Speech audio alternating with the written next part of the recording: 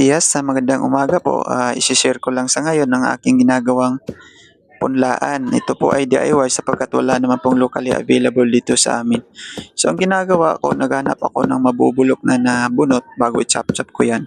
Pero ibabad ko muna siya sa tubig overnight para siya lumambot.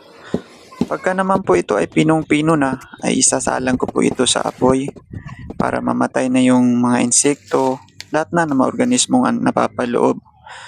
Pagkatapos naman ng bunot ay susunod kong isasalang sa apoy ang chicken dung or ipot ng manok kasi hinahaluan ko siya ng mga 25 to 30% na chicken dung ang bunot para hindi na ako kailangang mag-abono pa.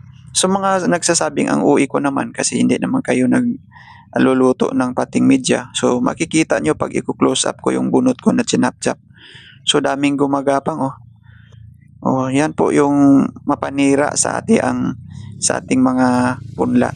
So pagkatapos ayan, nilalagay ko na sa seedling tray at yan po ay lalagyan ko na ng buto sa kung ano man yung magugustuhan kong itanim.